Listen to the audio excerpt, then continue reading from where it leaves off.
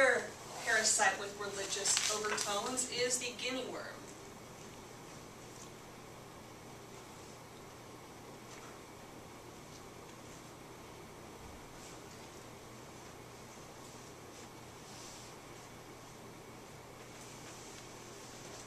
The guinea worm is very common in Africa and the Middle East. It has been written about since probably as far back as we've been writing about parasites.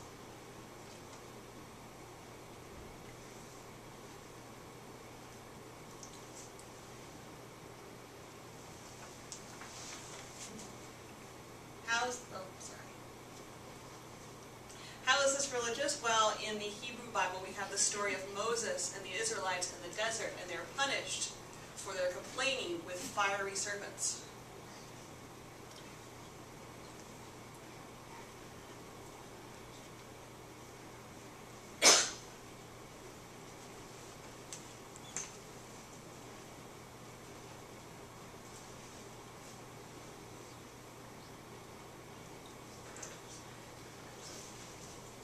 And Moses, to cure the Israelites, takes a serpent, makes a serpent out of bronze, puts it on a stick, and lifts it up. And as long as people look at that serpent on a stick, they'll be okay.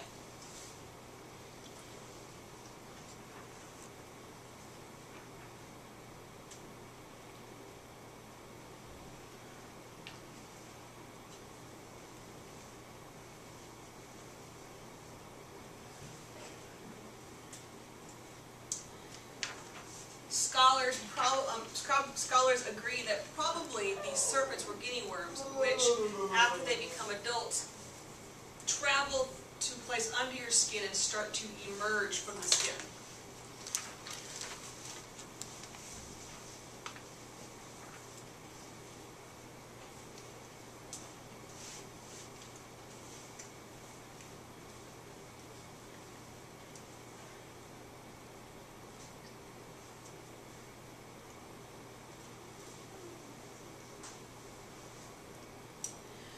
The traditional way to get rid of a guinea worm is after it starts coming out of your skin, you start to wrap it around a stick. And you wrap it around bit by bit, slowly as it emerges until you pull the whole thing out.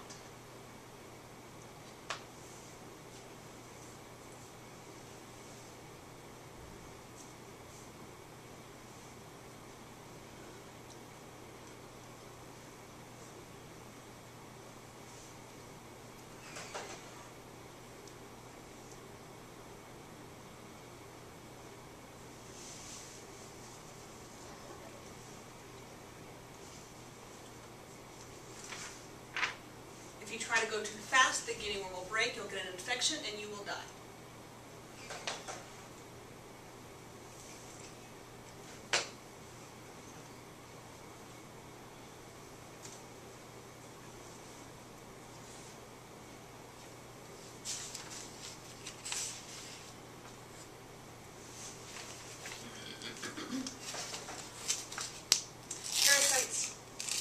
Parasites feature in literary art as well.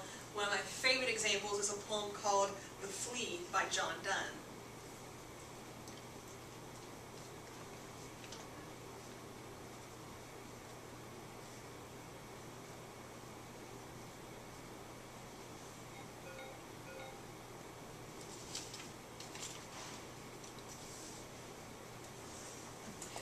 John Donne looks at a flea bite him and then bite his lover, and then basically says, our blood is already getting it on inside the flea, why don't we just go ahead and do it?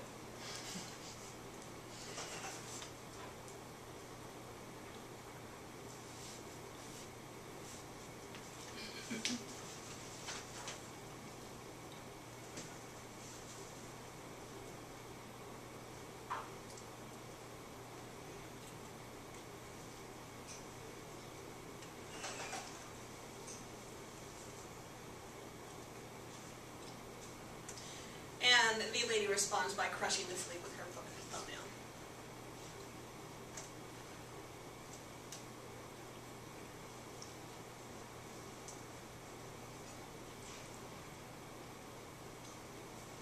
The first parasitic case of blue ball.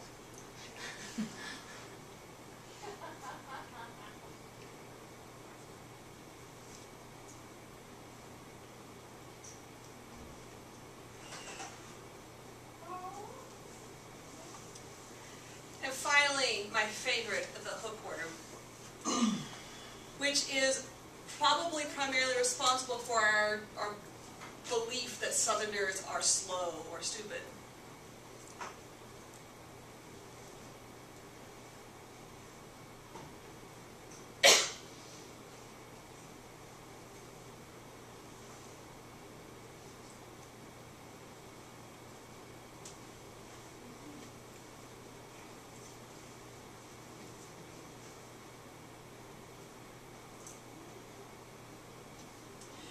Hookworm was rampant in the South after the Civil War, especially in the poor rural South. And hookworm causes severe anemia and can cause cognitive difficulties, especially in young children.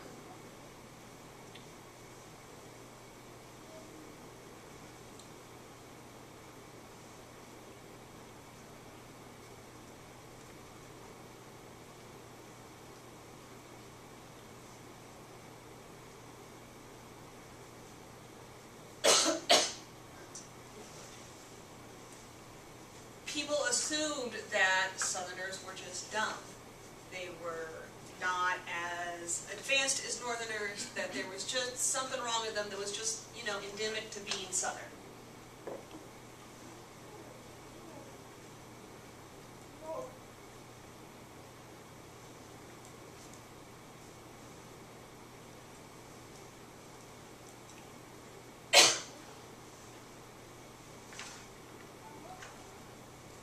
But in fact, there was nothing inherent in being Southern that made you stupid.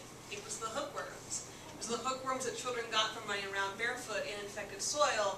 And so the efforts of John D. Rockefeller, who funded a hookworm eradication program, eventually led to, I guess, smarter Southerners. What was the name of that man? John D. Rockefeller. John D. John D. Rockefeller. Thank you.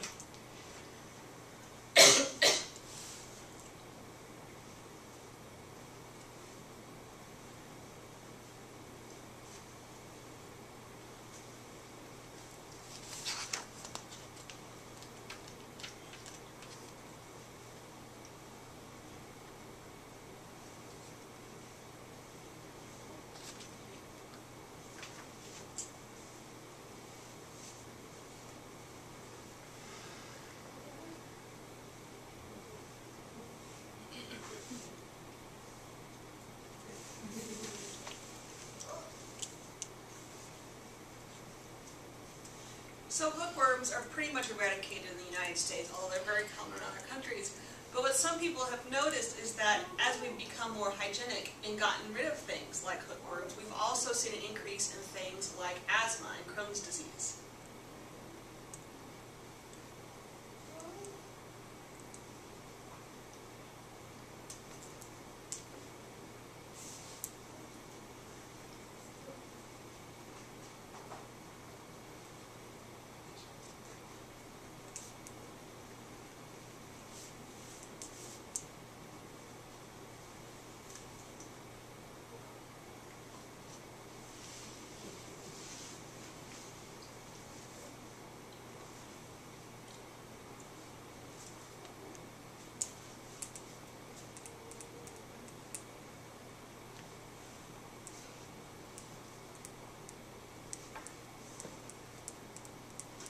The theory being that hookworms, as they suppress the immune system in humans, may keep the immune system from going haywire and causing conditions like MS, rheumatoid arthritis, asthma, allergies.